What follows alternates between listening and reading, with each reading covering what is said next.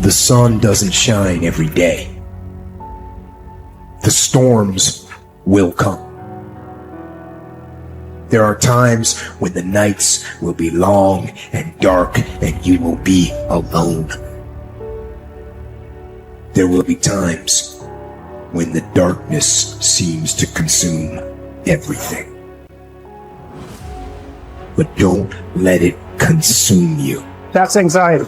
Stop. You're not where you think you are. Your map isn't producing the desired outcome. It's wrong. What should you do? You don't know. Stop. Because if you don't know where to go, there's no point going anywhere. And then what? Prepare. That's anxiety. Stop. Prepare. Well, people hate that because, well, for obvious reasons. Prepare. For what? Everything. Very, very demanding psychophysiologically. And that's also something that's really worth knowing. It's like anxiety isn't just a psychological state that's unpleasant. It's like you're revved up and you're burning resources like mad. And you're in a biochemical state such that that's optimized for quick action, but that's toxic if you inhabit it for any length of time. So not knowing what to do, that is not good. And it isn't just that it makes you feel bad. It's you're running your machinery faster than you can replenish it. For some reason, there is this facade that life should be full of happiness and without its suffering, which actually makes us suffer even more. Because when we get sad or something bad happens, we do not only feel bad about the thing itself, but we also feel bad because our life is not the way it is supposed to be. Not realizing suffering and sadness is just a part of life, and they're inevitable. Unless you learn your lesson, it will keep hurting. Not only it will never stop, it will also keep increasing the amount, so you won't get used to it.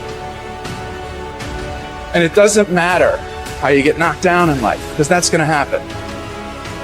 All that matters is that you got to get up. You have to get up. Whatever experience you're having right now, it has not come to stay. It has come to pass. Sometimes you have to just back up and go within yourself and pray and meditate and recharge your batteries. Go away, clear your head, and then come back and look at it from a different vantage point. Don't operate while you are under the spell or the effect of what's going on. Don't allow your emotions to control you. We are emotional, but you want to begin to discipline your emotion. If you don't discipline and contain your emotions, they will use you. You don't have to force yourself or motivate yourself to think negatively, to be depressed, to beat yourself up over the head, to feel loaded with guilt. You don't have to make any effort to do that. Your mind is on automatic. It will do that by itself. But if you want to begin to move into your own personal greatness, you've got to be willing to go against the tide. You've got to be willing to harness your will and say, in spite of this, I'm in control here. I'm not going to let this get me down. I'm not going to let this destroy me. I'm coming back. The same situation can either be perceived as a lead ball chained to your feet or as wings growing out of your shoulder blades. How you interpret the challenge is crucial to your success of overcoming it. Ultimately, it's never the challenges that matter, but how you perceive them. If you work at that which is before you, following right reason seriously, vigorously, calmly, without allowing anything else to distract you, but keeping your divine part pure, as if you should be bound to give it back immediately. If you hold to this, expecting nothing, fearing nothing, but satisfied with your present activity according to nature, and with heroic truth in every word and sound which you utter, you will live happy. And there is no one who is able to prevent this. We are all bound by this oath to bear the ills of mortal life and to submit with a good grace to what we cannot avoid. So the spirit must be trained to a realization and an acceptance of its lot.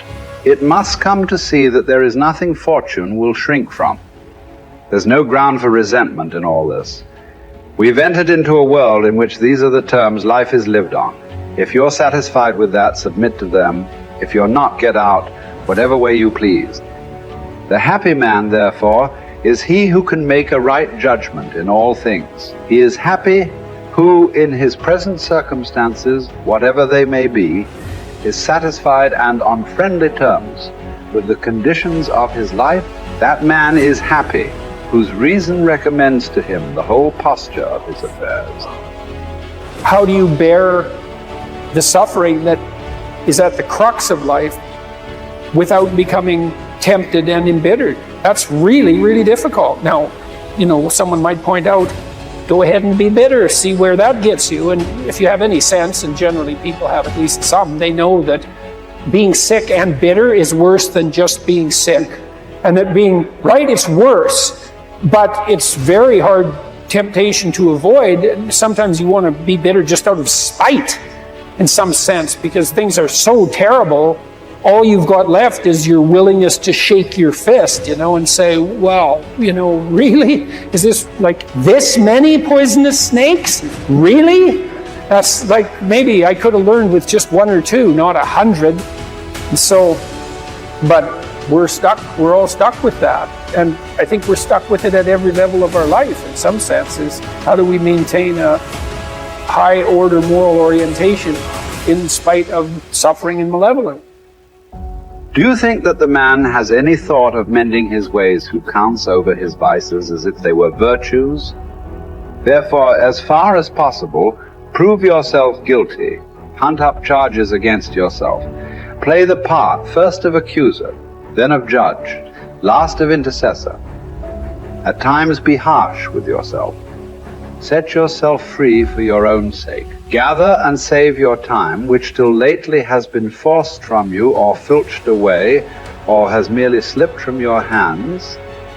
Make yourself believe the truth of my words, that certain moments are torn from us, that some are gently removed, and that others glide beyond our reach. The most disgraceful kind of loss, however, is that due to carelessness. Furthermore, if you will pay close heed to the problem, you will find that the largest portion of our life passes while we are doing ill, a goodly share while we are doing nothing, and the whole while we are doing that which is not to the purpose. What man can you show me who places any value on his time, who reckons the worth of each day, who understands that he is dying daily? For we are mistaken when we look forward to death. The major portion of death has already passed. Whatever years be behind us are in death's hands.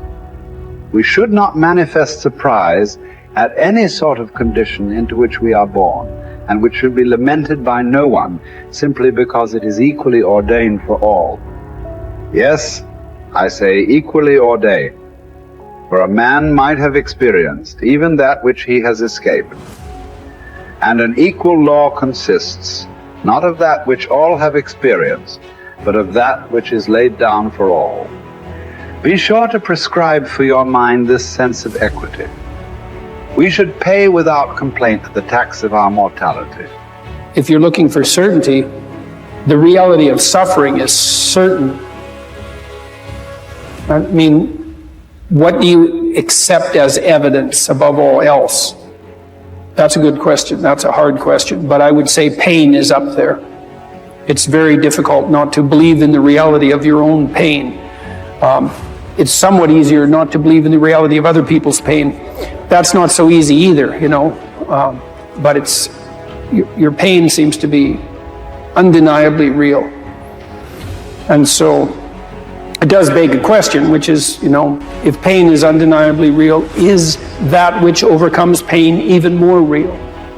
And I think that's, in some sense, that's the idea that lurks behind the idea of the resurrection.